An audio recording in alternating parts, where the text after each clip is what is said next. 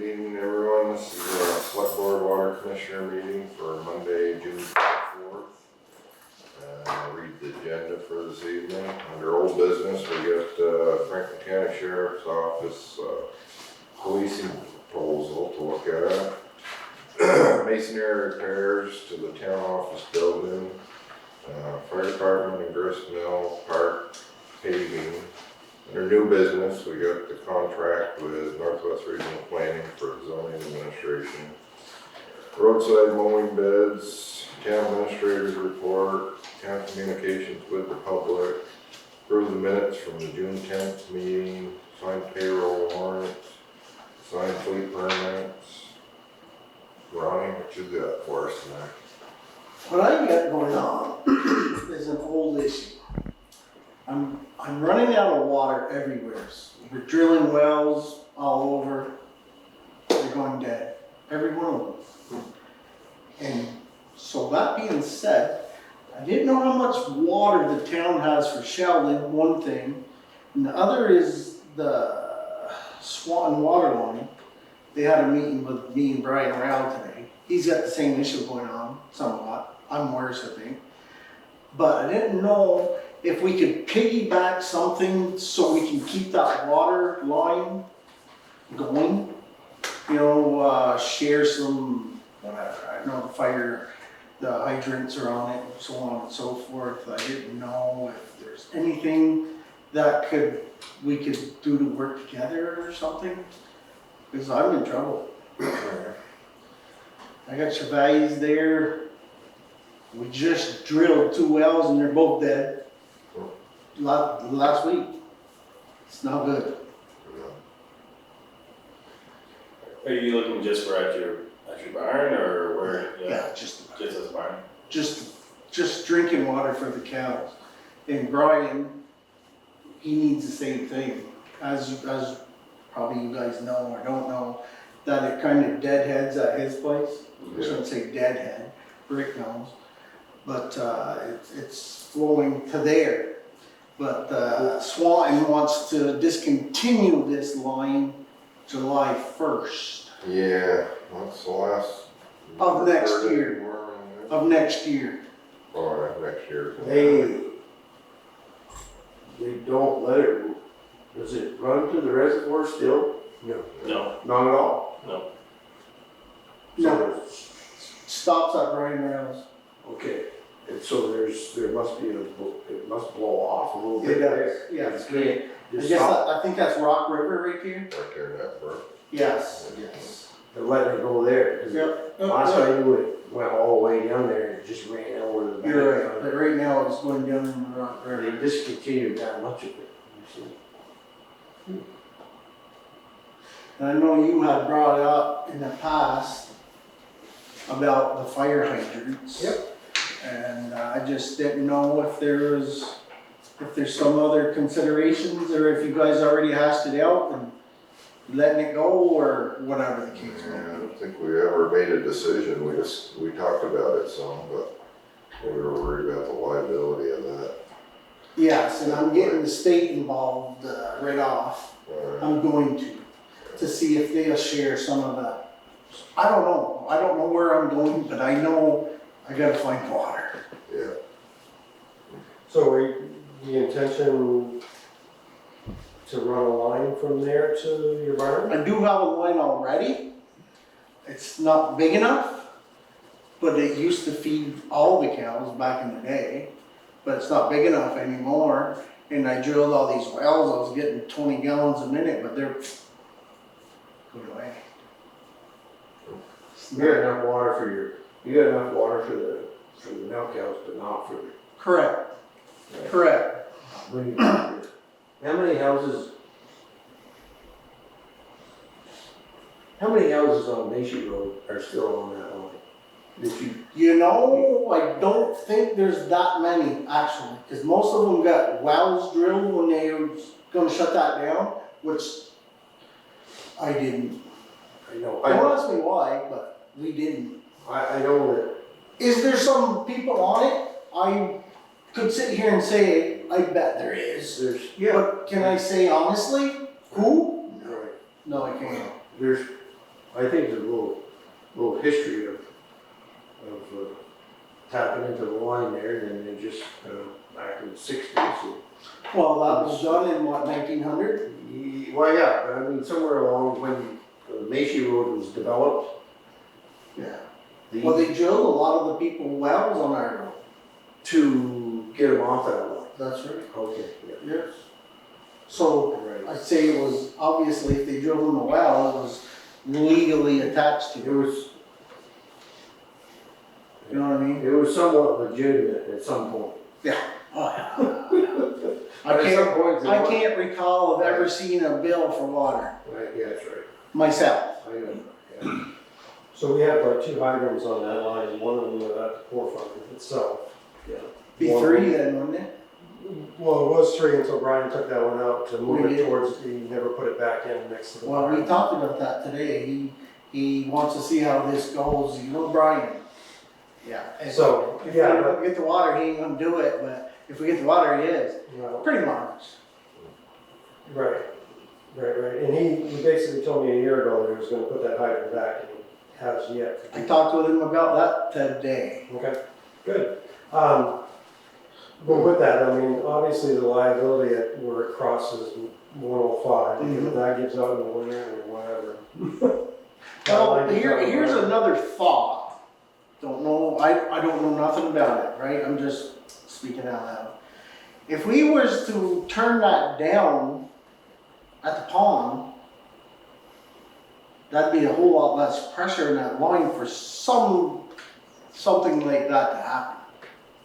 You know what I'm saying? Yeah, you'd have to restrict the intake. Yeah. I don't know if they can, well, I don't know how they would do that, but I don't know Well, what it looks like in the, Swanton is putting a new shut-off valve up there. okay. And it That's a just good happens to be my nephew is the one that runs that show. You know, for Town Swan, the water department. Yeah, And he said to me, if there's a problem, he'd always be there now. Just saying, just throwing that out there. So all I know is, So I what's get, Swanton looking to do? Are they They're wanna looking to just give up the give it up. line that's right. and all the right of ways that go with it? I know. And what I guess Fairfield intentions might be, which a lot of the people aren't happy, is if they shut that off and they take that dam out, there's a dam that goes out of there, it's gonna drop the pond yay much, it's gonna give it a lot more shore area. They gotta go further out to get the water. so that might be an issue for that water line then. Because that's in not too. But here's the thing, if we attach it, that don't happen. Why would you take the dam? Because like the town of Swan, you know how there's a lot of people that are trying to get the dams out? It's just another case of that. But, That's over on the other side of the lake where that's dammed up, I think. I believe so. yeah, Dammed up over by. Yeah, on the Far far side. side. but The east side. like I'm saying, if we take it or whatever, that, you don't even have to worry about it. It's not even a thought then.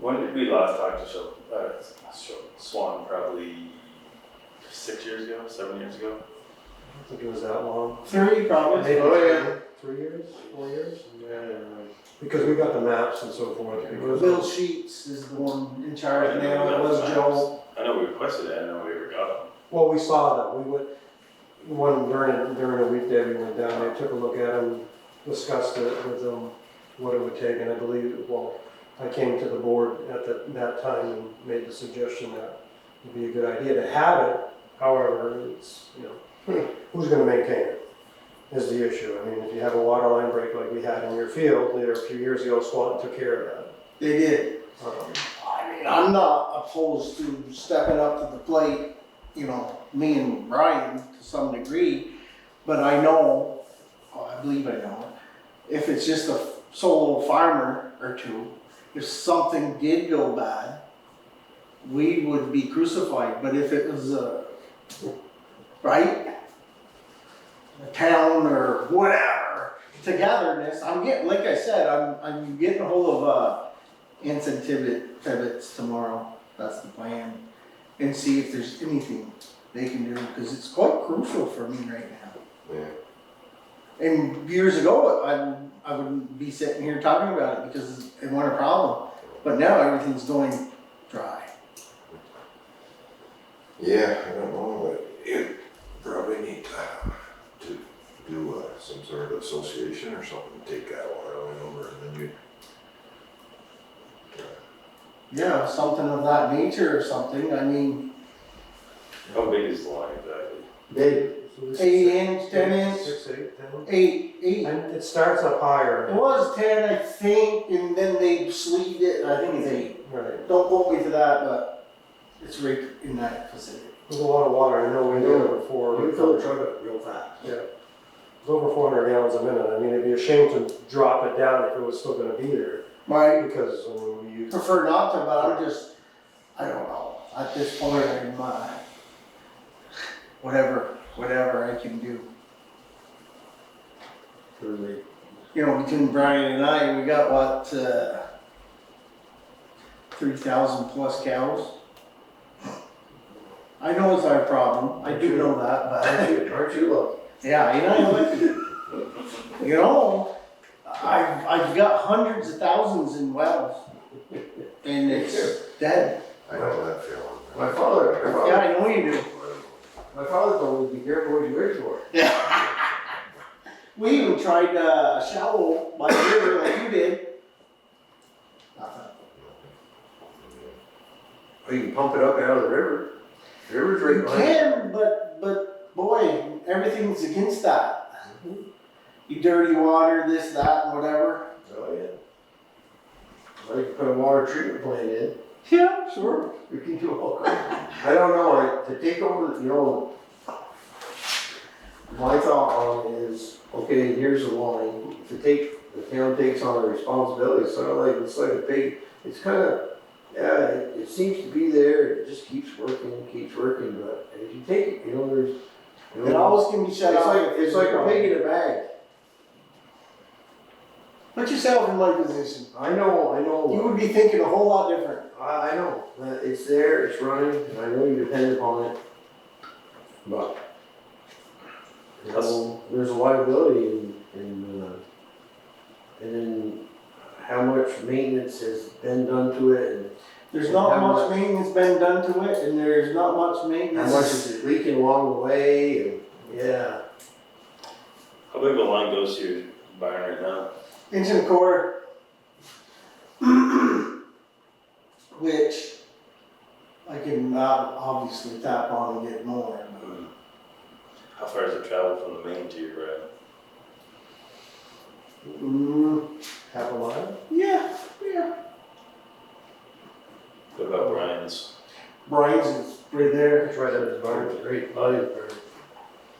As your nephew said that Swanton knows the shape of that line now, like we have no idea where the leaks The shaping isn't great. I ain't gonna sit here and blow smoke out here, Yeah, you know, but And it comes down across through the poor farm, down through there, and it crosses Sweet Hall Road. It comes across by Potter's Corner, and it used to feed the train. It used to water the train. okay. Just outside Sheldon Springs there, where across there used to be a water place for the steam locomotives to drink here. Used to have water things there. Mhm. And where it goes up through there, here would say, there's a few places where it goes up through there, you can see it. Where it's exposed. We It's talked about, that's what we exposed. talked about in Yeah. the pipe just laying on the ground. Yeah, it's exposed in a few It's places not up through there, but. really like that. Where he's talking about, I know where it is, and it's in a brook. Yeah, And the brook yeah. is washed and you can see it. That's Oh, right. okay, gotcha. Here and there, but you know, but it runs. It's definitely an asset road, there's no question. Well, when I'm running out of water, it's a serious asset. And it's not for me having a lack of trying, because I've drilled many wells. So, yeah. Yeah. And I know, you know, there's a lot more to be said about this. This is just the preliminary hearing per se. So, and you and Brian talked to Swanton about it? Today, they're actually got a meeting as we speak, Yeah, right now down in Swan. And, and then you're gonna talk to the state right on. yes, I gotta get moving on whatever it may How much, come. how much pressure is there at Sheldon Springs, you? How much pressure's on the line when it gets to you? Well, I'm reduced down to inch and a quarter, so it's not a lot. No. But, for me to tell you, I'd be lying. I know it's shooting out the end right now, pretty good. It's pretty good pressure if you can capture it. Well, I mean, it's pretty good elevation for every Yeah. pond down there, if there's a pressure reducing valve along the way somewhere. I don't think so. I don't think so either. I think it's just They open. always ran it open, It's open. I think it's a 2-inch drain past Brian Wells, something like that. at least 2 inches. And then, and even with that, we're still getting over 450 gallons a minute on Macy Road hydrant. So that's, Through the full size of the hydrant, because topping on right now, I'm using like 4,000 gallon tank and it takes half an hour to fill. so, and on a hydrant, it's a 2-inch, or 3-inch. He's going off of 2.5, so, or off of 2.5. When you fill your 4.5. truck, it's 4.5. 4, It's a 4-inch fitting that goes on it. So it's over 100 gallons a minute per inch.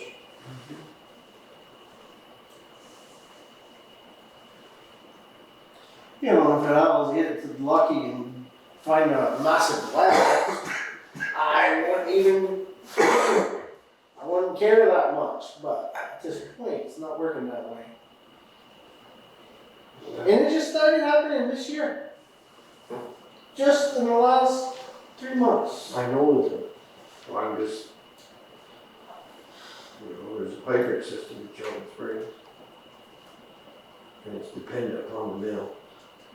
Yep. I mean, as an asset, if you think about, okay, I mean, if you did. And I know that the mill has to maintain a engine down there. Yep. I don't know For themselves, and if you guys need water, right? Right, not only that, it actually sprinklers 2 buildings with that from the mill. Sprinklers the fire station and sprinklers, I think. Now, their water comes direct from the river for that? if, right, there's an engine, there's pressure in the system, the hydrant system in Sheldon Springs. Right. And, Part of the fire system for the mill, and the whole thing. Rick and his buddies there, they fill fire trucks and the engine goes off down there and they get mad down at the mill. They do. Cause they don't like that Detroit coming, so Detroit motor it is. It's a huge motor. A great big Detroit engine, cause the pressure drops out in the hydrant system in the town, in the village, that motor comes on. And then they send someone looking for where the fire is, between walking through the building to going up and down the road to see if the fire department's got a line or a line. Now, the broke. town's line, there for the town, their line goes to what, Bordentown Street? The water line, water? The drinking water line. Yeah, It goes Bordentown's, out, right? it goes out to, Bordeaux's field, basically, right there. Edgewater, so.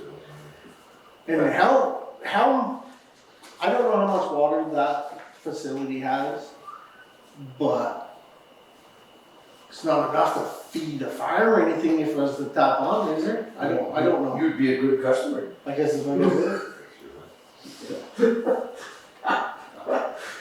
You No, I don't think we have No. much water. No, I don't think you do. Well, But I didn't know that till tonight. you'd use up a lot of the units. I guess I would. That's right, the system is rated for so many units.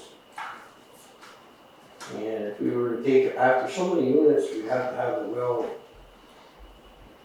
Drill to feed it. no, you have to have it, you gotta, like, right, Steve? There's a, when we did the project, you had to have, Yeah, when we expanded in Sheldon Springs. you had to test the well to for the capacity of the well for the number of units you're expanding that well to.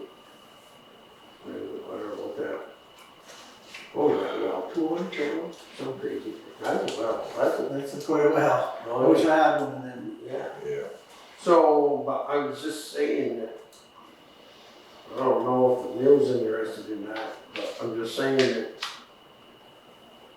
you know, if you did accept that, if you did take over, if the town did, you know. Piggyback or something, maybe. Well, like I said, there's a hydrant system in the village in Sheldon Springs, it's dependent upon the mill supplying the water.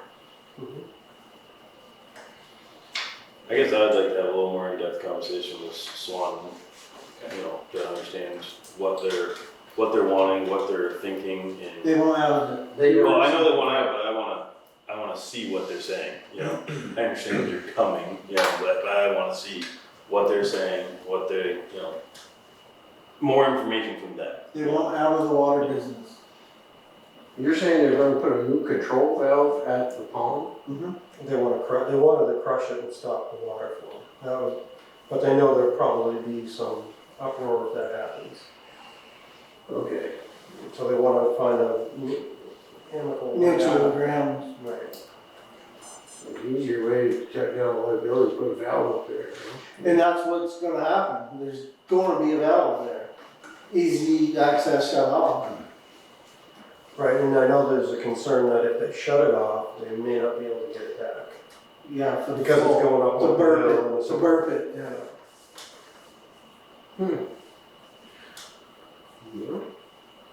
Well, I can certainly get in touch with Swan.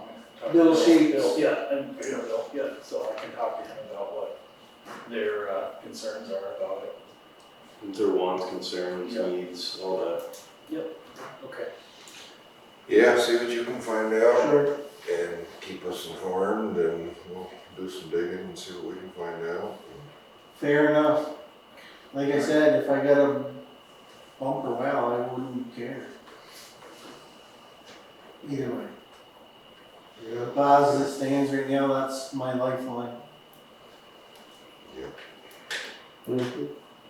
Understand.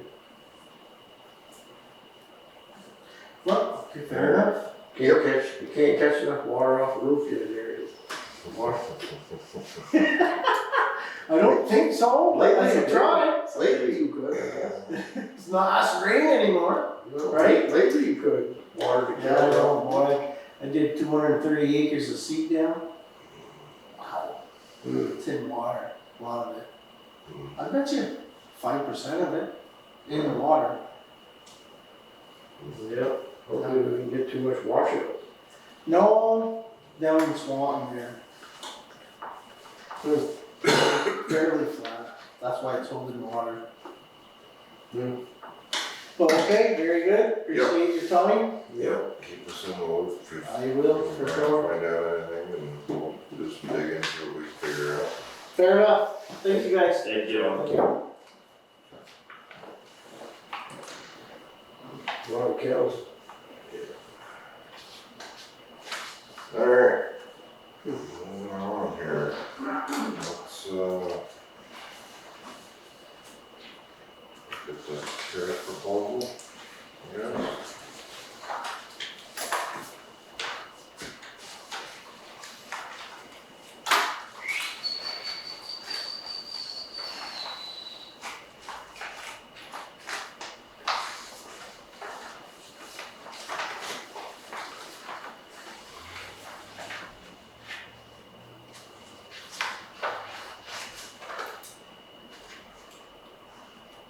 So it's,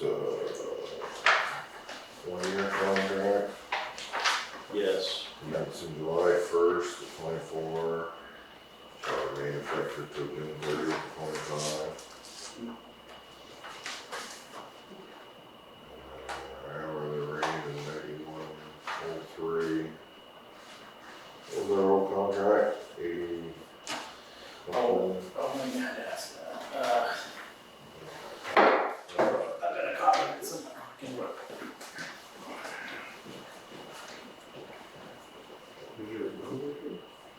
It's on page 2.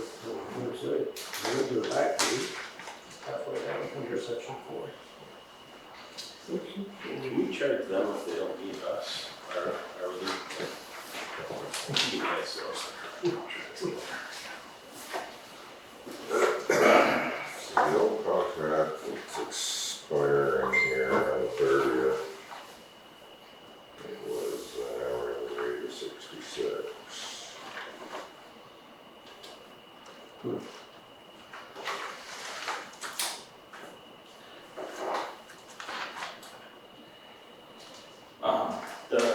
I'm not sure if in that old contract, if the cruisers were quoted separately from the officer, but that's what that 93 number.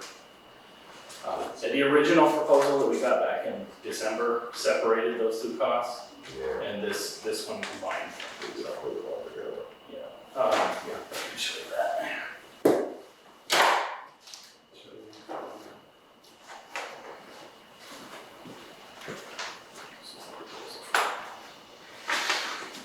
December.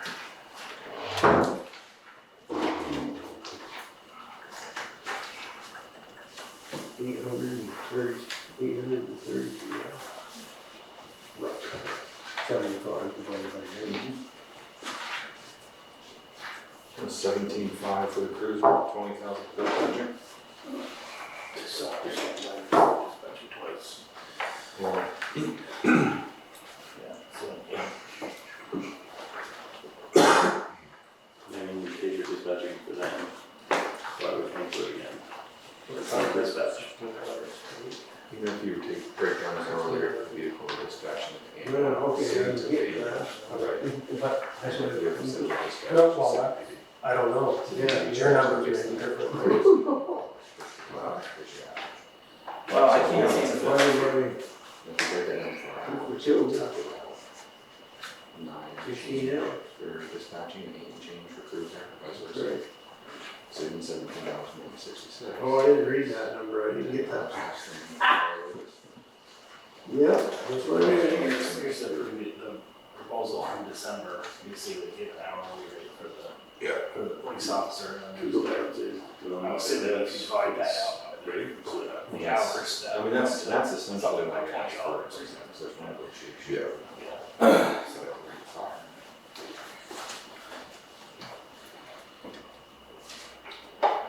I mean, On top of 75.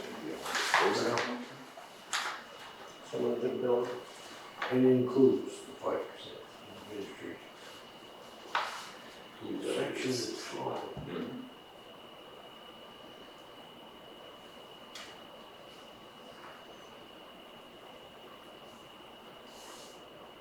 It's a tough spot because obviously we know that 105 now also has some fresh pavement on it. It's going to be a highway, it's going to be a racetrack. And we know that Crow Hill's been its own situation. But at the same time, when we requested some sort of breakdown as to why the cost was $91 an hour, that wasn't something the sheriff's department was willing to provide. What's that, what you're saying? So we requested a breakdown of how do we get this hourly rate, like what is the breakdown, so we know where our dollars are going. And we were told that he was unable to share that due to competitive reasons. We're not aware of any competitors, but it makes it hard to, get any idea of where our dollars are going for the increase. You don't know what the officers, yes, what the labor part of it, insurance part of it, vehicle, it would have been nice for a breakdown of insurance, et cetera, et cetera. I guess it's no different than you hire a contracting crew, they don't give you what they pay their guys, they give you a price per hour to have been on the job, so. It is what it is, I guess. The vehicle. Yeah. He's got this in for 16 hours a week. Correct. Yeah, that was my understanding. I have to read that, but that Of course, was. yeah, it's 16. Yeah. That's what it says. They should average that. And that's like, what is it, how much was it? 2 days, From 66.91. or 4 days or 4 hours. Or. Well, was. It's hard to go anywhere in Franklin County without going through Sheldon, so. Again, as I had told all of you, my understanding is that Enosburg has declined to do a contract, and I don't know if Richford did or not, but I don't think they did either. They're continuing to have their discussion. I think that meeting is this Thursday, if anybody's interested, but I can get the information about that. But obviously that alternative is at least a year away, I would think, in terms of getting organized, so. What was the amount we paid last year? 66 an hour. 56 now. You mean get, We got, I think there was it was a loose, guarantee of how many hours could be provided. So we essentially agreed on, here's the target that we like, give us what you can, and we'll go from there. I think you met the goal a handful of times, right? This is, then the other side of my question is, if they don't meet it after a few months, this time, are we holding them to the contract, or are we gonna go to what we did with the Well, the previous? way that the contract worded is Not to exceed. Franklin County Sheriff Office shall commit patrol resources with a target of providing a target, that doesn't mean they have to Right. for that 16 hours, so I mean, they're gonna try to do what they can, I guess. That's what So- the contract written, so. Was the contract last year, $66? This is sort of a summary of what the last few months it looked like. in terms of Not to, coverage. but not to. And that, I didn't see it in here, I didn't have a chance to really read it over, it's prorated, so if you don't supply the 16 hours, you don't. My understanding is that they're not gonna do billing before, Right. billing's always So gonna be billing per after. hour. You're gonna be billed for what they actually did. They're getting billed per hour, this is not to exceed contract. Right, not to exceed. Because the building will be in consideration of the services to be rendered under the provision of this contract. Sheldon agrees to pay Franklin County Sheriff's Office in full within 30 days of receipt of the monthly contracted bill. Sheldon will be billed 1 month in advance for services rendered and will be guaranteed such services by Franklin County Sheriff's Office. So it sounds like he's guaranteeing the services. I thought he was gonna bill it after the service. That's what, yeah, see, that's a change, so, because he had said that they were changing the billing afterward. That's what we said that night this year. Right. But I wonder if he is changing his tune on that because, well, as I got back to discussing him, and we know that these other towns have declined to do it, he suddenly was saying, well, we're not really sure if we can guarantee, is if we did, because we were looking for less than 40 hours a week of coverage.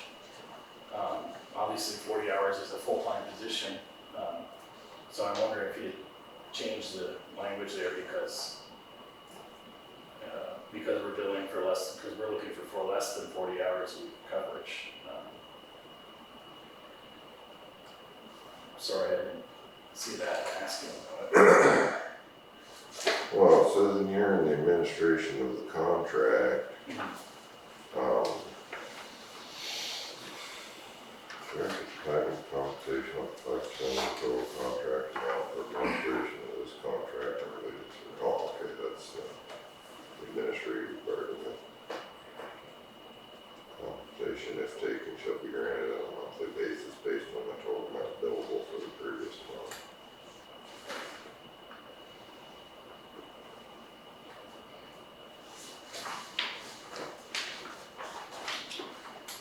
Well, what's your thoughts on this? There's not a lot of other options for police coverage.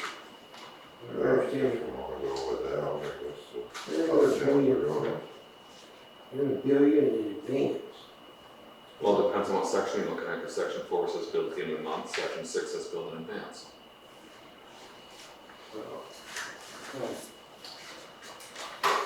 Alright. Yeah, So I guess, They're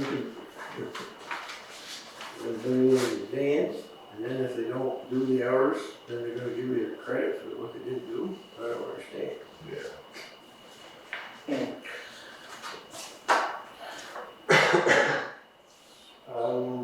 Right? with that language, I'm not comfortable with signing a contract, not today. So, build Oh, one, I'm sorry, I didn't see that when I looked at it. where's, Section 4 and section 6.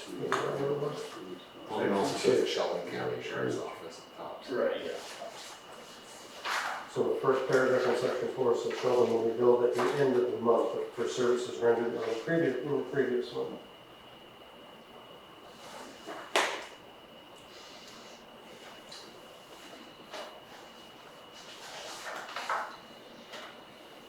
Huh. well, we're a little confused on that section 6, right? Is that right? Mm-hmm.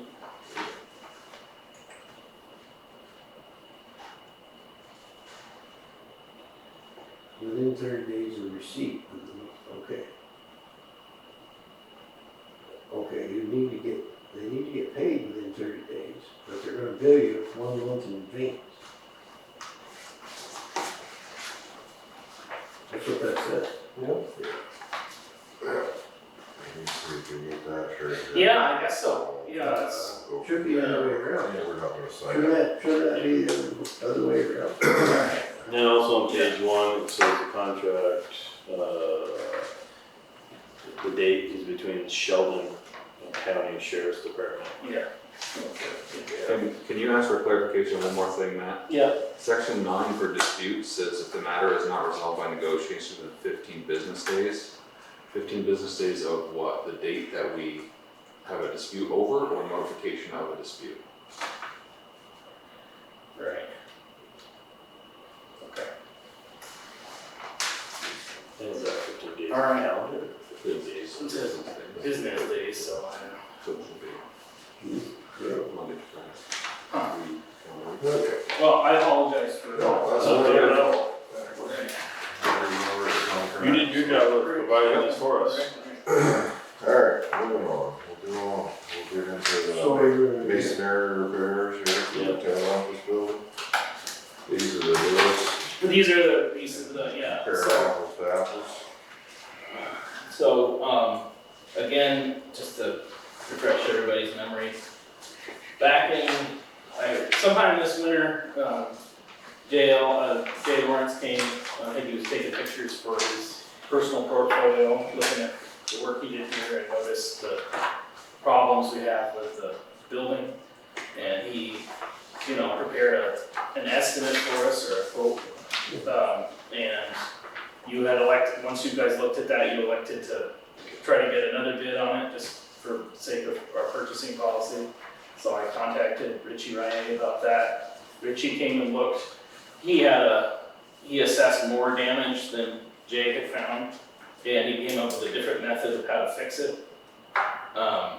We looked at this last month, and you guys said,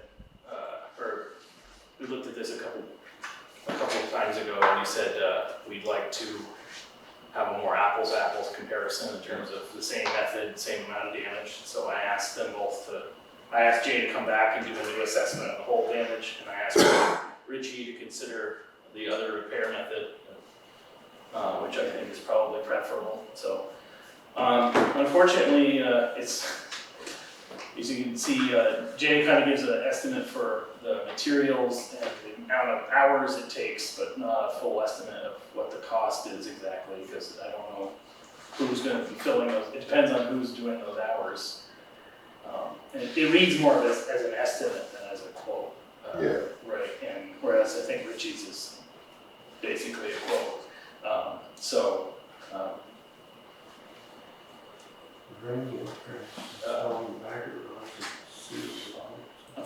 For Richie, I just got the quote. I don't have his, his assessment was more verbal.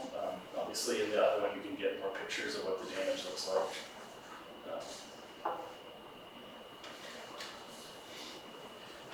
Based on years of experience in the trade, I'm more comfortable with Richie, but that's just my personal opinion. And if you, you know, it's still open to interpretation of estimate of time of repairs, well, if you take the two different wages he has there, Yeah, if you do it with just the mason, it's quite a bit more. yeah, it's like $11,000. Yeah, it's 11,000. Yeah, right, so. And I throws it out.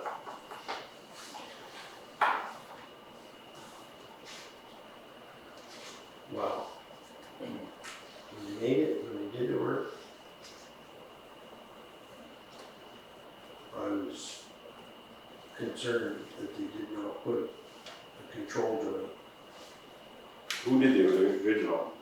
Richie? No. No, JL did it, JL and I asked him about that, and he said that was his feeling as well, but he was working under the general contractor, and the general contractor wanted to stick with what was designed. That was his explanation, No. but that's what he said, It was a so. Well, it was, the brick facade was done by J. Mill, and it was just, the frost wall, the brick ledge was there, and that done, what? There's so many feet, there's a rule, of Yep. so many feet of brick, and then there's a control. Mm-hmm. And that, yeah. But it was all done. Yeah, it was all. So Matthew mentioned it to me tonight, and this afternoon, and I said, oh, left-hand corner. That's weird.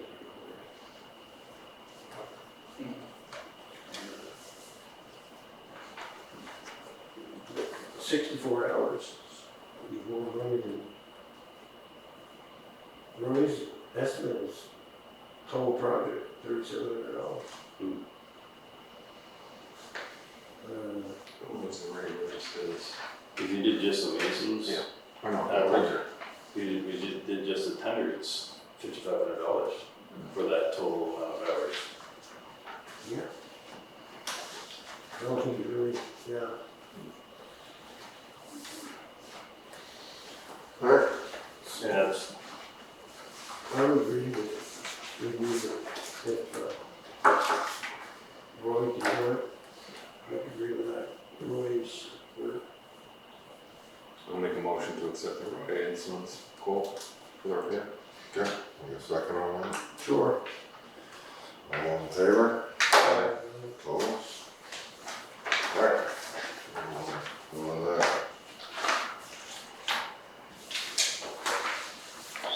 Alright, paving for the fire department in Bristol Park. Again, so, I did describe this for some of you earlier, but I'll see. So again, the story with this is that we had gotten bids for some of these last year, in preparation when last year we paved the, basketball court down at the school, and Yeah. somewhere over at by Shot Hill Road where the road crossing is. There were a couple of, so the quote for the doorway or for the garage doors at the fire department, that is still a good quote, and we didn't want to, there were no changes to that. I kind of went out and looked at both of the other quotes, the one for the ice rink at Sheldon Creek. Their original quote was for 90 feet by 40 feet, and the pavement's actually more like 100 by 46, so I asked them to correct that. Okay. So the price went up on that, I can tell you how much, but I also asked them about possibly putting a berm around the outside they declined to do that. I'm sure it would have added a lot of cost because it would probably have to be done by hand, but they have a contractor that they work with regularly who takes down and puts up those fences, and I think we were originally planning on having the road crew do that, but Seth thought that it would probably be more efficient to have that contracted out, because it's not something that they do regularly in terms of putting it back together. But I mean, that's something to be considered later, but I have a lead on who to contact about that. On the fire department parking lot, the original quote assumed that you could expand, the fire department asked us to repave it and to expand the pavement in 2 directions, toward Shawville Road and also toward Boarding House Road. When they prepared their quote, they assumed you could just add 9 feet on both sides, and really you can add 12 feet on one side, but only about 4 on another. And they assumed 9 because that is the width of their paver. So they were hoping to just do it with the machine. If it's less than 9, then you have to do it by hand. Or according to them, they'd have to do it by hand. So adding that 4-foot extension on one side has added cost to that project. So they've submitted an update of that quote. So both of the quotes have gone up for those reasons. The road crew went out and did a basic core sample on those areas where we're looking to extend it. On the side toward Shawville Road, the side I said you could add 12 feet probably. The base is good there, I think. There's fabric and gravel underneath that. On the boarding house side, the 4-foot extension, that would need to be redone. And there's also some drainage in there that they'd have to work around. It's possible to do it, it might be a little tedious, but anyway, they would go ahead and do that, but they probably would, until That 4 feet's getting more expensive all the time. Right, exactly, so They maybe, do it by hand. right, yeah, Site work, prep work. right. But I think that is the critical dimension though, because my understanding, the difficulty we have is if the parking lot's too narrow for people to park on both sides of it and have enough time to back up and turn around, in between the 2 parking lanes, so. Yeah, basically you have a car parked up to, up towards the building there, the pavement, and then all the way to the back bank, and it's tight to try to get someone out. I mean, So what's holding us back from going any wider than 4 feet? There's a bank there, and I suppose you could go right up to the bank, but then you'd have no drainage, so I didn't think it was wise to go any further than that. well, there's some sort of a drainage pipe underneath. Right, correct, but I don't think you'd want to just pave over that and have the water come on the parking lot. Well, like they said, I think that drainage pipe's under that, or we're gonna extend it out 4 feet, 'cause it was right off didn't we do it right off the end of when we did the parking lot? I don't know where. But anyway, that could be. There's certainly not 9 feet all the way, No. all the way down, there isn't.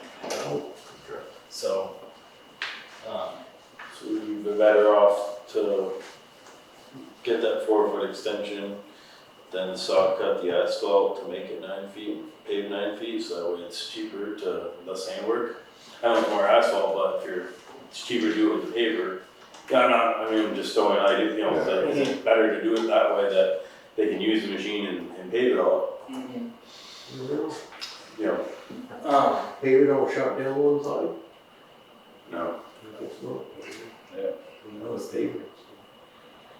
And I'm not trying to complicate it more, I'm just, Well, I don't know, that makes sense. because you're gonna wanna make sure that you get Then you can put the good base under the hole. that whole 9 foot if you made it, so you're only talking, I know it's 5 feet, but you're only talking 5 feet. Well, you're saying just scoop 5 feet out, redo the the base, bank. or you're gonna redo whatever. Yeah. You got your own, you wanna go 4, so come back 5 and make it 9 feet. Yeah. Um, Is that 4 feet next where would it, Rick, I mean, when you're up to your rear tires are up to the edge of the 4 feet, your bumper is basically into the bank. this is the bank Yeah, towards, boarding house. Boarding house. Now, there's not a whole lot of Right. distance between there and boarding There house. isn't a lot of room. Yeah, and they do, I think that Bill parks a truck there on the side of the road occasionally, which, whether they should or not, I don't know, but, That's another whole issue. yeah. Yeah, and the 9 feet is on the other 9 feet is on what side of that one? that would Well, be it's on the kind other side. This of is towards Shawville Road, kind of. towards the Strawbell's over here, making it a little wider, Oh, I see. and basically boarding houses up here. Yeah.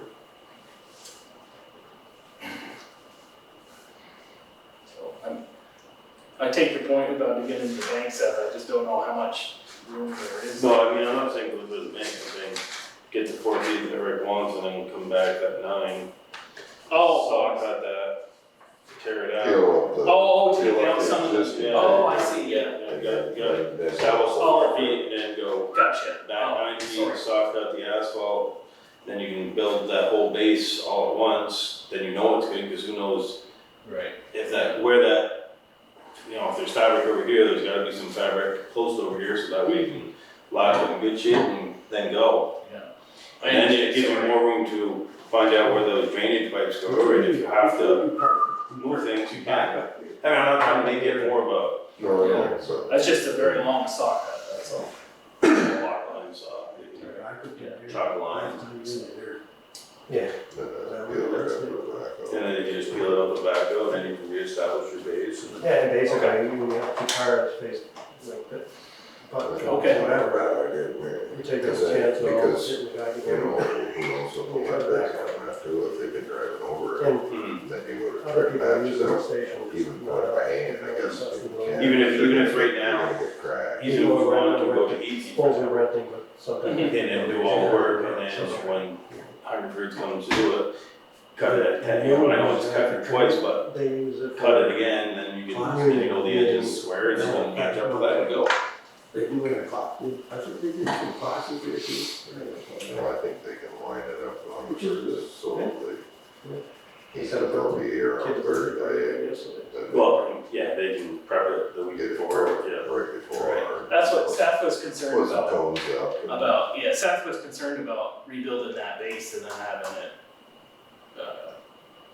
because you have to make it lower, you know, he's like, well, we could fill it to grade, but then we'd have to come back later and take, you know, an inch off of it. If you could, Yeah, but, you could line it up with that, right. so, you know. They were looking tell at them to give August you- right now. Tell them to give you a 3-day advance notice or a week advance notice, and when they're coming, then you could get it done and just Even in 2 rope it weeks, off until they get it.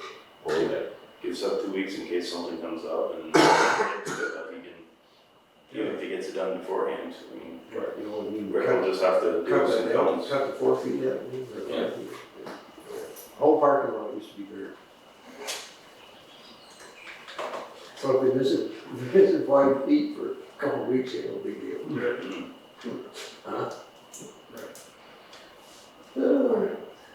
And this, so this quote is including all that handwork right now, right? Yeah, well, yes, that's why it went up from the previous quote, if I can get it here, So in other words, your idea is they need a different quote. Mm-hmm. Yeah, right. Just keeping that lead sharp, you know? Yeah. Let's see here. Quote we received before was in the amount of, no, this was from last year, so it was in the amount of $5,346. And that was assuming they could just add a straight 9-foot apron on both sides, so. And you're like, sure. Right. And then, you know, we're gonna have to laboring, especially with that. That's looking from park line details and So we'll, search on that. so. Okay. On, Yeah, 75. This is a good. tennis court down here, correct? That would be, They've added, so adding the, correcting it for the size that it actually is added Yeah. $3,000 to the yeah. But they're gonna take care of the fence. No, that's not, so, No, done by others. yeah, so I think, as I said, our original idea on that was to have the road crew do it. And talking about that with Seth, he thought it much better to find somebody who's more expert at that, which obviously would add, I do not have a goal for that, so, but I could get that for you, but, How much of the fence do they have to disassemble? I think all of it is the idea, Wow. or, Just hoping you end up to get the equipment. I suppose we'd have to move the rocks out of the way down there too, but which Seth would do that, but, I'm not sure if they could, maybe you only need to move the end of it, I don't know. that was determined, did it mean, I mean, I haven't seen it, so apparently it's in disrepair. It's not in terrible shape, but it is, it's not level, I know that for sure, but, There's never been any maintenance done on it since it was installed, right? as far as. Yeah. Not that one, no. So, last couple of minutes ago. 2004, or 3, So, yeah, well, I think, is when you put it in. Well, So, alright, so we wanna accept this, motion to accept this bid? for Bristol. Yep. I'll make a motion to accept the bid for the Bristol Park paving. Is there a second on that? I'll second that. Okay, all in favor? Aye. Opposed?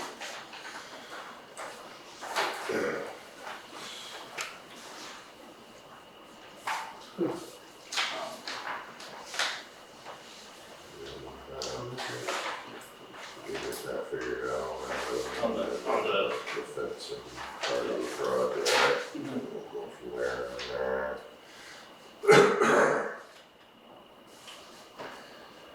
Alright. Let's, so the roadside mowing, Oh, yeah, there should be, Yeah, just one. that's the one bid I One bid. received, yeah. right, I'll open that up.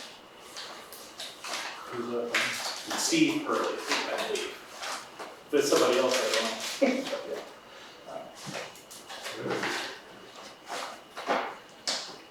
So I have a bid to mow class 2 and class 3 roadside, approximately 45 miles of roadway. And request for 2 cuttings.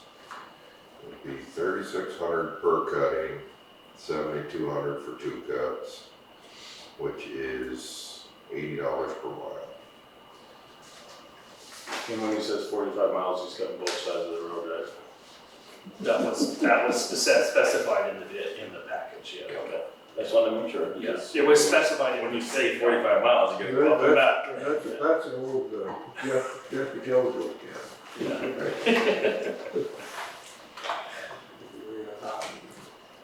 So for reference, last year, when Jeff did it, the first cutting was $3,000. And then the second cutting, I don't think he did all the road. Yeah, it was No, he $1,500 for the second one, so. He did selective spots. yeah. That's right. So, Does it make it sound like it's, Steve, do we have to do all of them?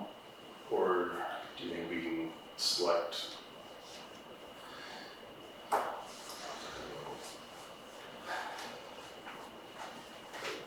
Well, I know there are parts of the road that, you know, the homeowners mow their lawns and some farmers mow the lawn alongside of the road too, but, I guess I didn't, No, that's not your fault. Right, yeah, no, I'm just saying, like, if, you know, That's the way we've always figured the bids is, you know, there's this many miles of roads, whether the Yeah. mower's up or down. But you're wondering if we need to do them all twice? mhm. right. Do the whole total mileage twice, if we could say we only wanna, 1.5? yeah, establish these certain areas. And Yeah.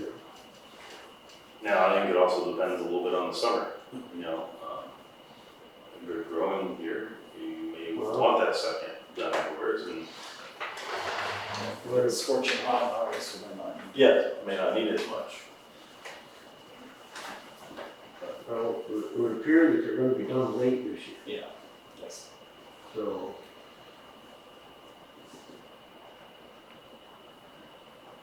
It would, sort of lay down quite a bit of hay on top of it. And they don't come back that hard anyway.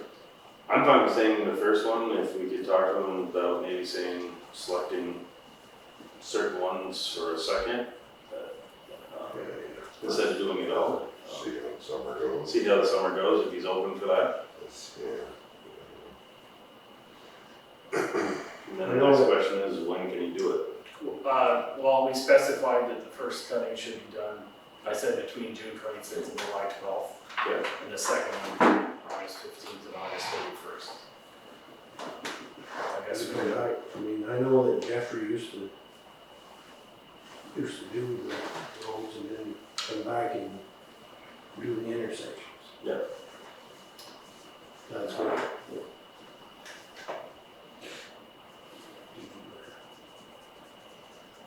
See how we, if he does it the first time, we can see what kind of work he does. Mhm. Yeah, I guess I'd like to make a proposal to allow him to do the first cut and then discuss about maybe doing just intersections and some roads, for a second cut after the first cut is done. And we could make a decision by, an idea of what roads we want by August 1st or something like that, so that's 2 weeks before we'd be asking to start the second cut. That unrealistic, that makes sense. Yeah, we put the request out for bids for 2 cuttings. Correct, yeah. So I guess we accept his bid and see if he's open to doing selective cutting on the second one. Yeah. Because what he was bidding on. Yeah, but But if he's willing to work with us on that part of it, then. Yeah, Okay, that's what I guess. Yeah, all okay, right. let's do that. And if he's not, then we can rediscuss that after we hear from him. Yeah, this is just a one-year Yeah, bid anyway, so. Okay, so we'll take a motion to accept this bid. I'll make a motion to accept the bid. Alright, second on that, Second. all in favor? Uh, Opposed? Alright, so we can contact him. Short his letters.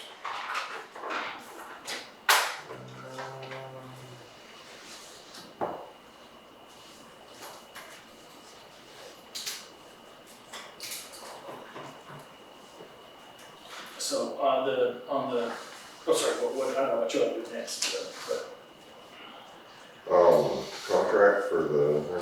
All right, so I think there's only one copy of that for you, and it's in that file over there on the, What? yeah, it's right there somewhere. It's this one. Yeah. So it's really just the amendment. This is the contract that it's amending. These are Okay. the previous ones, but I only made a copy for you, Steve, so. Okay.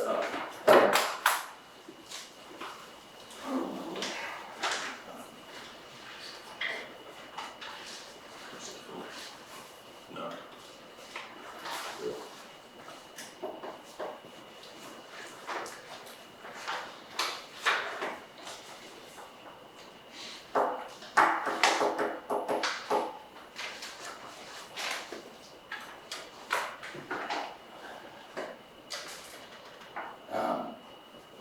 So this is the contract to, for the last several years, we've contracted with NRPC to supply our zoning administrator.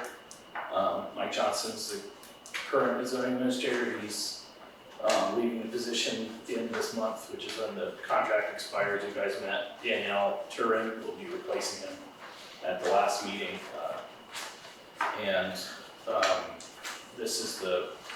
This is an amendment to our current contract, extending it for one more year. I believe that they have quoted in there that the billing to Sheldon is not to exceed 12,500. Now, we budgeted 12,000 for this position in the beginning of the year.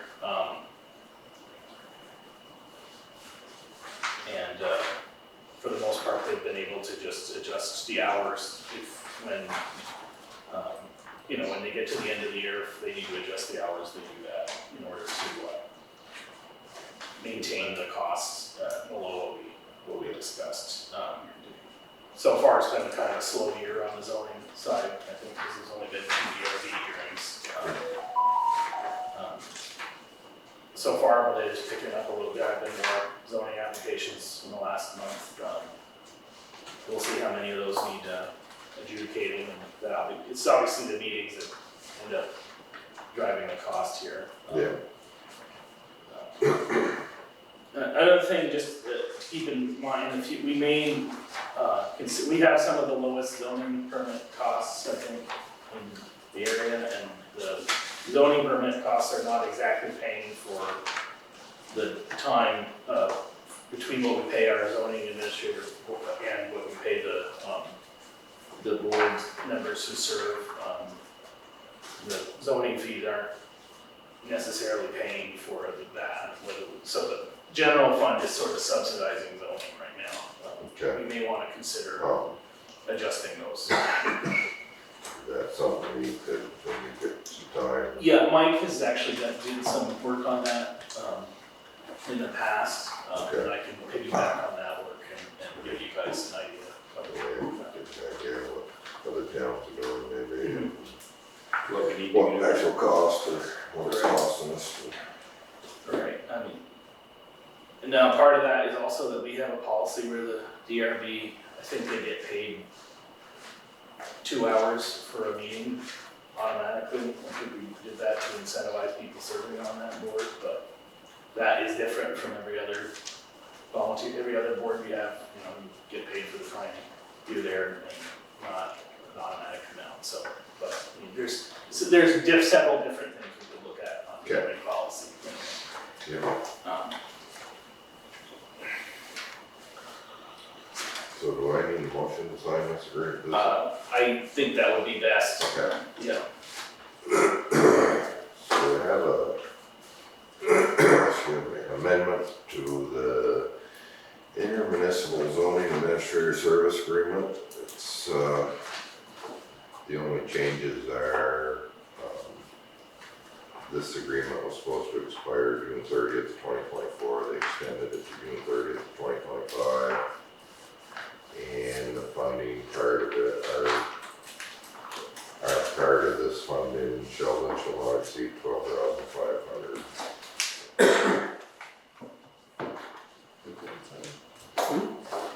I have a motion to accept that. Next to the Monday. I'll make a motion. I'm not good at it. Make a motion to accept. Okay. Second on that. I'll second it. All in favor?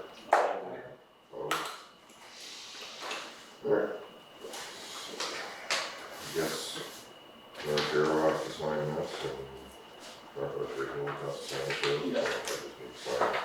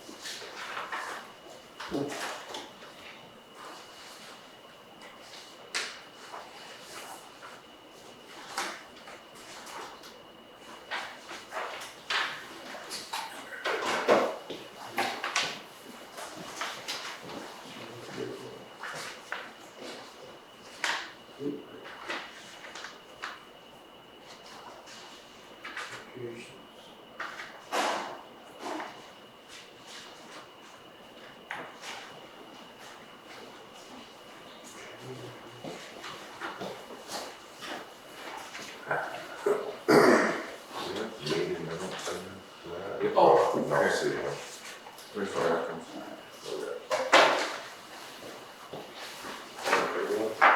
That's a clean one. we'll go with that. I'll read the minutes from the previous meeting. Select Board Water Commissioner meeting held here at the town office on June 10th of 2024. In attendance was Stephen Dodd, Nick Norris, Richard Piasny, others, Brian Derry, Mike Johnson, Seth Cattell, Nancy Snyder, Matt Stebbins, Danielle Turin, and Jerry Vassick, Northwest Access TV. At 7:34, I called the meeting to order and read the agenda and asked for any additions. Brian asked questions about the 2023 audit. Seth has a highway department report, and Matt added an appointment to the library board. 7:37, Mike Johnson introduced Danielle Turin, who will be taking over the zoning administrator position in July. Currently does zoning in North Hero and has been shadowing Mike to learn Sheldon's rules and procedures. As Mike has done, she will work with both the Development Review Board and the Planning Commission. Board welcome Danielle and thank Mike for his service to the town. At 7:40, Seth Patel reported on the highway department. The new hire has begun work. The second round of grading began 2 weeks ago and should be completed this week. Additional shipment of chloride is coming this week. I asked about preparations for the paving work. Seth reported that manual risers from Mill Street will meet the order. Matt said hot mix patching will also be done, so asked about the camera work for the sewer. Matt reported that Minosh was coming Friday, June 14th. Matt gave a report of the successful highway water repair on Sheldon Springs on June 1st. Seth also assisted with 2 water hookups for the creek entry recently. I asked about roadside mowing. One contractor is interested, and Matt has prepared a request for bids. Seth reported repairs of 2 trucks done at Valancourt's. Matt is continuing to look at our options for a new salt shed. Nick asked Seth about operating with a 2-man crew for the time being. 7:56, Brian Derry asked about a February 2nd, 2024 letter from Auditor R.H.R. Smith, which is cited in the 2023 audit, and had several other questions about the audit. Nick asked Brian what he would like to see in terms of the audit and town report. Brian said it should be possible to follow numbers from the town report to the auditor's report. Matt explained how auditing firm practice is different from traditional internal town audit. Brian said that town is carrying a surplus that should be used to reduce taxes. Nick noted that improving the town report is a project the town administrator will focus on next year. I discussed the pros and cons of adopting fiscal year budgeting, as some towns have done. Matt will get a copy of the February 2nd letter from the town clerk, and will discuss receipt of the audit for inclusion in the town report from the auditing, with the auditing center. 8:30, Matt reported he attended the library trustees meeting on May 30th, and there's a vacancy in this board due to a resignation of Hillary Weed. And the trustees recommended that Jane Lonzo be appointed until the next town meeting. Nick moved, seconded by Rick, to accept the recommendation and appoint Jane Lonzo to the Board of Library Trustees until the March 2025 meeting. Motion carried. June 19th is now a federal and state holiday, and town employees have asked that it be added to the list of town holidays. Nick moved and seconded by Rick to establish Juneteenth as a town holiday. The motion carried. 8:35, the board took up the child care contribution, which is required by all Vermont wages. On all Vermont wages after July 1st. Employers can pay the full rate of the 0.44% or have employees contribute up to 0.11. The town clerk is hearing that most towns are electing to pay the full rate. Rick moved and seconded by Nick to have the town pay the full 0.44% child care contribution, and the motion carried.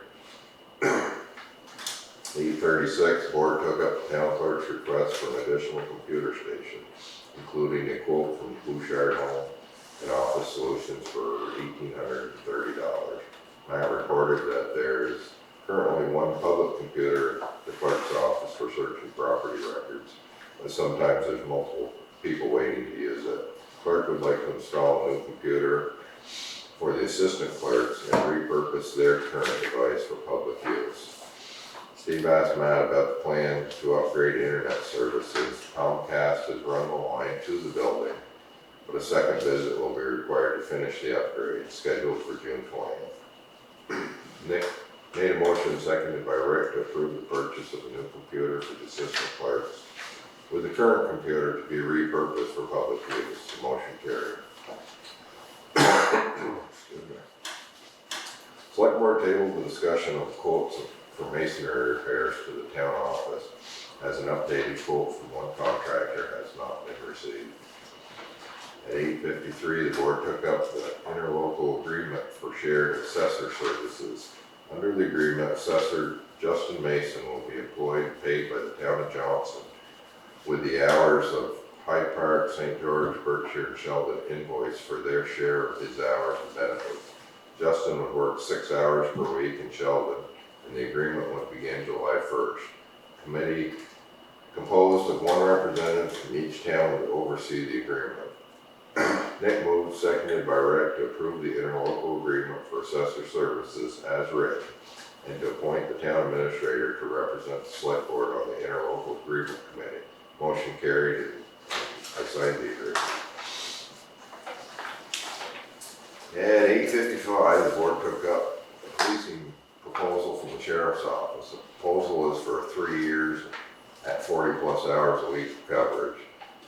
But at the May 13th select board meeting, the sheriff indicated that he would accept a minimum 2-year contract for fewer hours of coverage. Matt read an email from the sheriff declining to itemize the costs in the proposal. Matt also reported that Enosburg had declined a contract. Select board directed the town administrator to ask for a 2-year contract for 10 hours of coverage per week. And 9:03, I read the minutes from the May 28th meeting. Rick moved and seconded by Nick to approve the minutes as read. 9:10, Rick moved and seconded by Nick to enter executive session to discuss personnel, and the motion carried. Excuse me. At 10:11, Nick made a motion seconded by Rick to exit executive session and adjourn the meeting.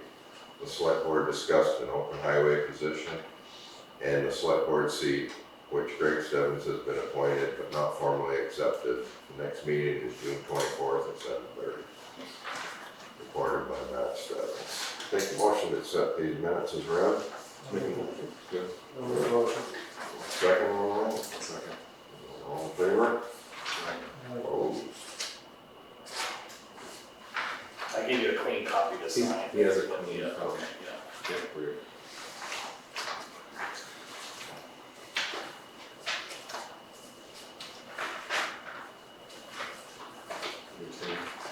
Sorry.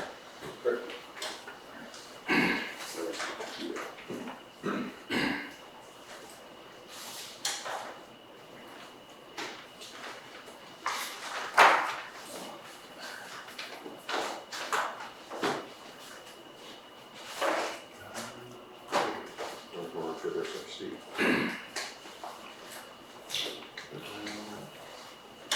You want to discuss well, you got a report for us, Mark? Yeah, I can give you a real quick rundown and then we can do the communications. I guess, yeah. What you do? All right, so I'd emailed a lot of you this report, but I'll go quickly through the highlights.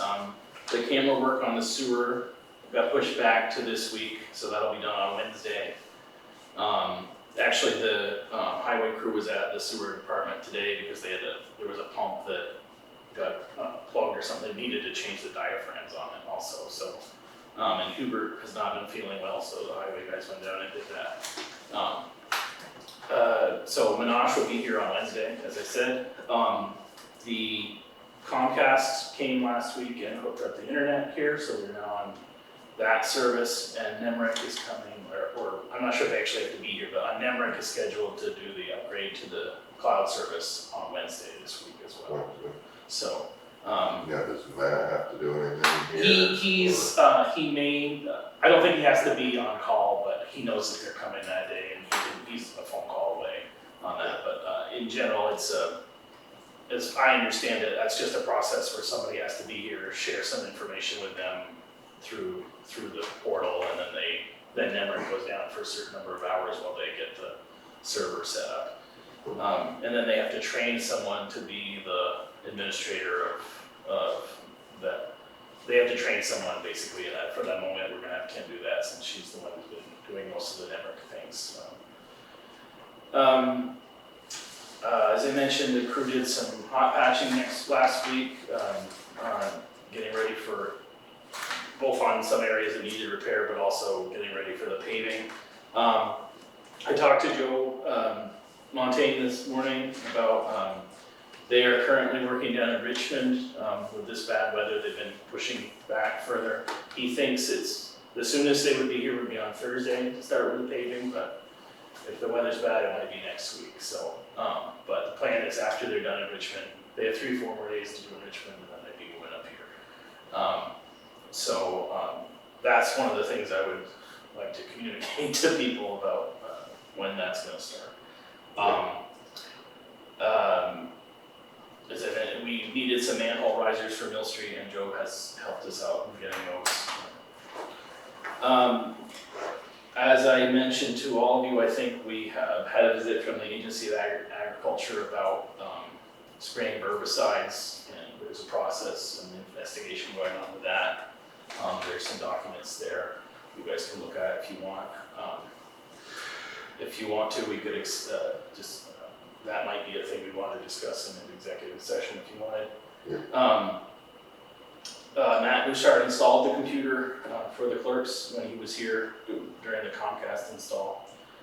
There was a ERB meeting that was not very eventful, but I did let them know about the changes that are coming to open meeting law, which will include recording those meetings.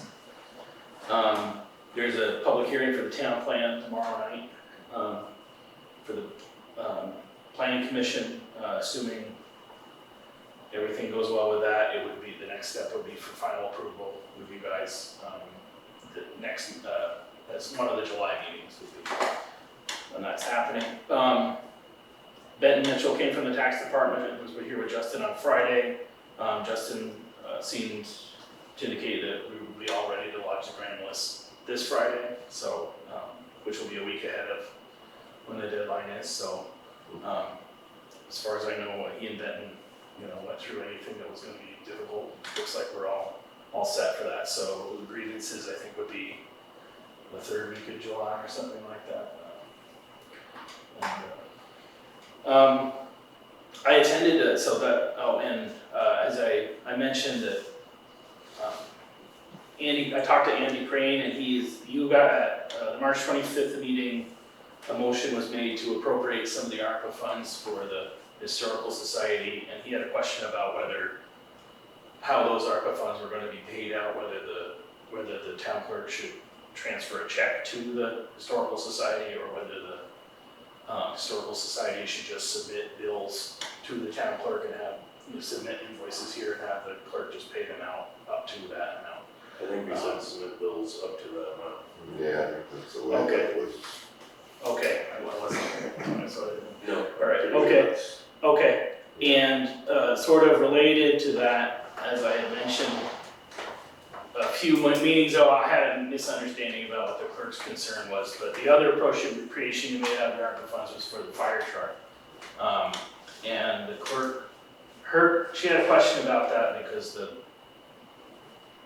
the fire truck, those payments are on, I think, I've talked about this with Rick, but the fire truck that we have been paying off, that was a bond issue on which the voters had voted, and she didn't know if you could make payments to that without consulting the voters on it. Now, my understanding is actually these payments are on a future truck that has not been a bond issue, so correct. It ended up being a moot issue, but thanks to sharing this report with you, that's tricking out with Rick. So anyway, it's not, I don't think it's an issue anymore, but then just today, I did some looking into the audit issue that Ryan has raised. I actually there's a packet there that gives some guidance. I looked at VLCT's guidance on the legal requirements for audit reporting, in the annual report. And I've actually asked a question for some legal advice from them about specifically what it is that we need to include in the town report from our auditors. The last several years since we've gone to the professional audit, I think only in 1 year we actually had something in hand on which we can give statements to people. And I'm not sure that a letter in the town report saying the audit will be available later I'm not sure if that really meets the legal requirements of what we're supposed to be doing. And that, because we don't have town auditors, that responsibility falls on you as a select board to do that. So I wanted to get a clear answer from the LCT about what it is that we need. And then I will have a discussion with the auditor about what we can do to make that process better in terms of trying to get an audit in time to put in the report.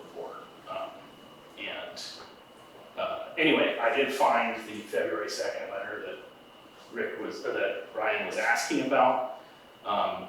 It's there, you guys can look at it. It was written to you guys, but basically that is a standard letter that they send where they would inform you of any problems that you need to be aware of as the management. And my understanding is that they also have a form letter that they send out when there aren't any problems, but they just send it anyway, and that is what you received, is basically a letter saying we don't have any particular concerns, but it's not included in the audit report, it's just written to the managers of whatever firm or entity that they're looking at. So anyway, but that's, whether you want to disclose that to the public or not is up to you guys, because it was a letter to you as the management. Anyway, so I'm continuing to look into the audit problem. Yes, Nick, you had a question? Yeah, on the audit thing, that's actually something I was gonna bring up to see what everyone's opinion was on this. I know that we've talked about potentially either moving the date of the fiscal year. Mhm, So right. that aligns with our contracts and these audits to make sure these numbers are able for town meeting day. The other thing we discussed, or that I would like to, ask the board if we need to vote on it or not, is when you speak to the company that we're auditing, is, in the years that we don't have an audit, if we were to move our audit to every third year for the practices, but then in those years in between, like say like years 2 and 3 of that 3-year skip, they're performing just the accounting of the books to make sure that the line items make sense in preparation for their audit every third year. If that's the service that they provide, what that cost would be. And that's just to gather the information as to, if that's possible, what it would cost, and then we make a decision based on the return from them. If we wanted to move the audit every third year, so it's not $15,000 every year. And then in between, maybe they do the accounting portion of the line item by line item, to make sure that everything matches. And that's based on, because why do you want to go every 3 years? Just sort of. Well, I think it would lower our costs on the auditing. So we answer some of the questions about, okay, we have an audit that's based on just confirming that the audit practices of the town are in order. But, to Brian's point, some of the questions that we received at town meeting day, as far as the numbers matching and aligning, this being easy to read and digest for the people that don't have an accounting degree. If that's something that when they do that practice with businesses or municipalities, if there's, a service that we might be missing out on that would save us cost and at the same time provide that overview or, accountability for the actual accounting of the town's finances. So Nick, my understanding is that when you go to, when you get rid of having, when you abolish the local town auditor position, the responsibility for the reporting falls on the select board. And the select board can contract out with an outside firm, and they provide you with, there are specific requirements for what those outside auditors are supposed to look at. Again, the information's in the packet there, and I can send that all to you by email if you want to read it. Then as the select board, you guys can, you can designate me or someone else to take from that audit the financial information you want to share in the town report. So what ends up in the town report as the official auditor's report is sort of your responsibility and your prerogative for how to share that information. It's not really on the outside auditor. They do what they are professionally required to do, but then what tables and figures and information is shared with the public as the official auditing report. There are some legal requirements for what that is too, but that's the responsibility of the select board as far as I know. But I would like to have, that is something I'll be discussing with the auditing firm, is if you can't give us the full audit report by March or whatever, can you help us put together something that meets the legal requirements of what we need to do as a board in in the town report that is published ahead of town meeting. But I can also discuss with them if there's some option that we can have for having some years where the audit is more thorough versus other years where we're doing what we need to comply with the law, but maybe not doing, full audit. So, If we wanted to switch to a fiscal year instead of a calendar year, we have to bring that to the voters, right? correct, I believe. I think that was correct. So that first year, it'd be like 18 months, right? Yeah, 18 months. Right. Well, for budgeting, it'd be a full year and then it'd be a half year, so it'd Right. be two separate budgets, two separate budgets. Right, but I feel like you'd have a different problem then, because then you're still gonna make the report in March, because that's when the meeting is, so then you're Right. getting an audit from July to June. It would obviously be, in March, that would be 9 months ago. So, I mean, maybe it's obviously more time to get the audit prepared, but Right, it's not as, Recent. yeah, exactly, I'm saying which problem you wanna have, I guess, Yes. is the, Yeah. But that's also something I wanna discuss with League of Cities and Towns about whether that's a good idea for Sheldon or again with the audit. I need to have this discussion, but that's sort of where I'm at with it, is that I've kind of done the research I could do without talking to an actual lawyer or expert on it. So that was on that. I attended a webinar today there was a VLCT did reviewing legislative action this year, impact on municipalities. We talked about the open meeting law. There's still a lot of questions about the specific, which boards we need to recordings of, how to do that. So they're working with Secretary of State's office to provide uniform guidance for how to comply with that law.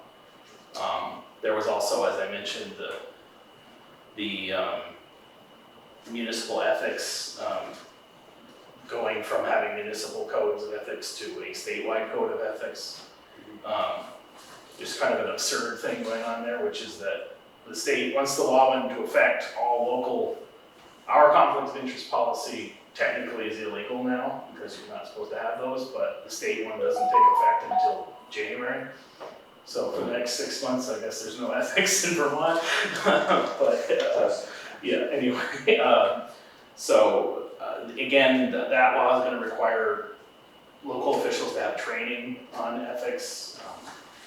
Again, it's another thing where people are working out exactly what the policy should be. Obviously, the other big change was on Act 250, where they made it somewhat easier to develop in built-up areas and less easy depending on how they define the rural areas. So the changes that they're contemplating in the town plan would seem to be okay with that, because we have made it somewhat easier to develop in Sheldon Springs, I think. There is a change on tax sale policy that the town clerk's aware of. That's going to be a longer process, basically, than it is already. And there's there is a study committee working on regional governance as an idea, and with the idea of I assume that would mean that there maybe some responsibilities will be headed up to the county level. I think they're specifically looking at emergency disaster response, because most of the rest of the country has county government. FEMA and federal things are more designed to work with county governments than with town governments here in Vermont. But anyway, there's 6 legislators who are going to be studying that for the next 18 months or so. So the LCT is trying to get input on that process.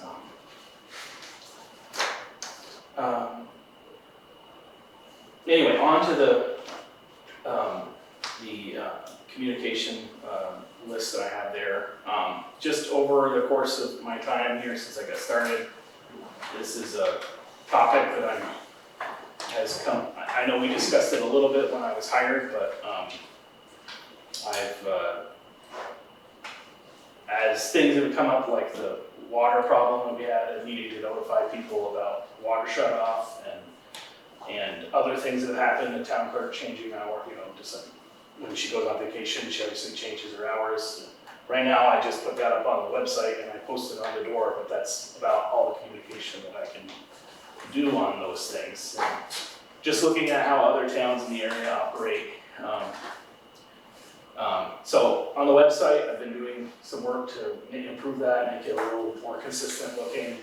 Trying to provide more basic information for people who aren't maybe moved here from another area and don't know exactly how town government works and what each officer does. Trying to provide that basic information and also making sure that the information is current and is accessible, because as time goes on, requirements are coming down from the federal government and from state government to make sure that all municipal and public services are accessible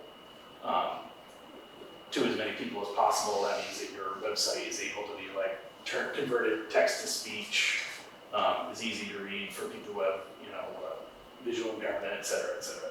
I mean, it basically is just good design.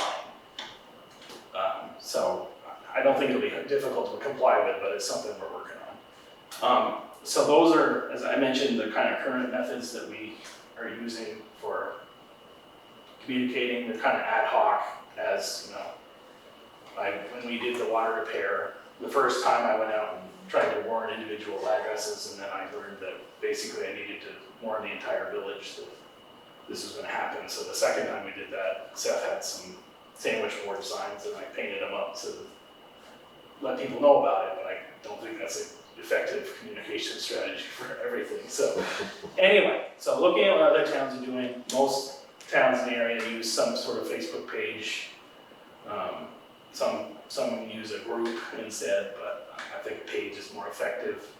I did some polling both on the website and on my own Facebook account, trying to find out people's thinking about that, and it seemed to be pretty unanimous that people would prefer for us to have a social media or Facebook page.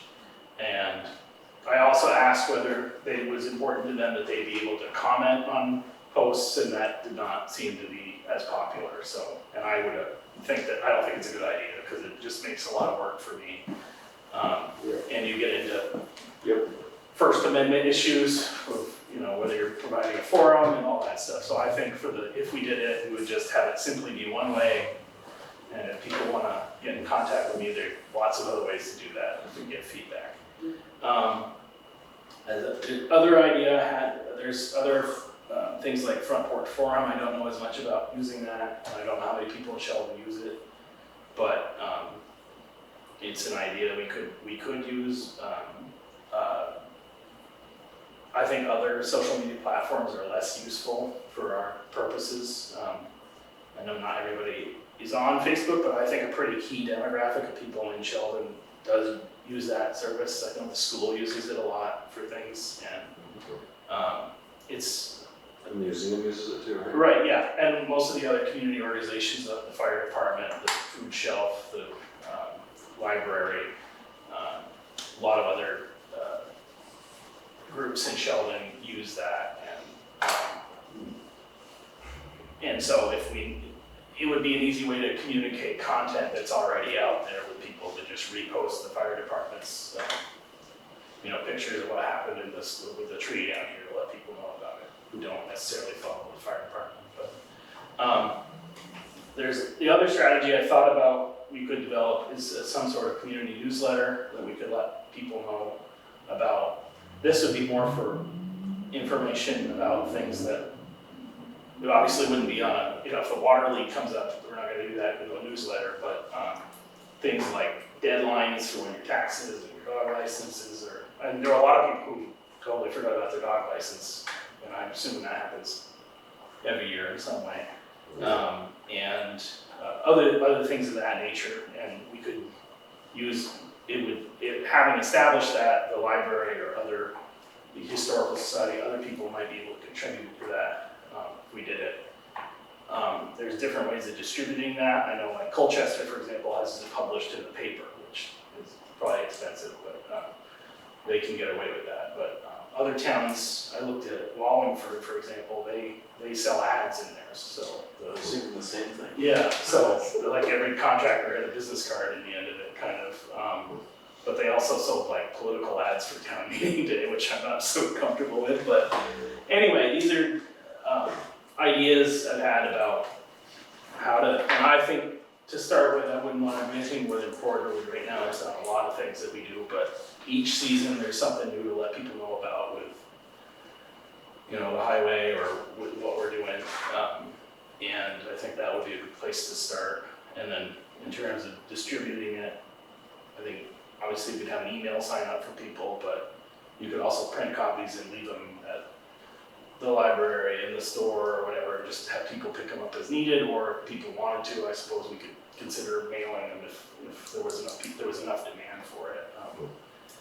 I would wanna, it's important to try to reach, there are a lot of people in Sheldon obviously who still don't necessarily use the computer for everything, or don't use the specific platforms, and I wanna make sure that we get information out to them, but as efficiently as possible.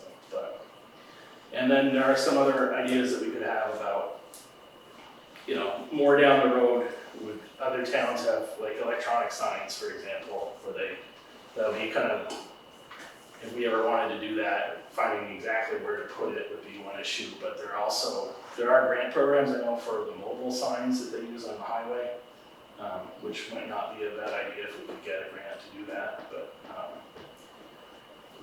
anyway, so, and then there's the issue of what I'm not considering my job as being a content creator, but there are certain things I would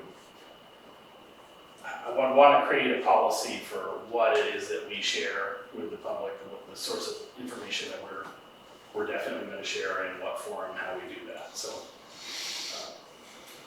anyway, just wanted to have a discussion about this because it's something that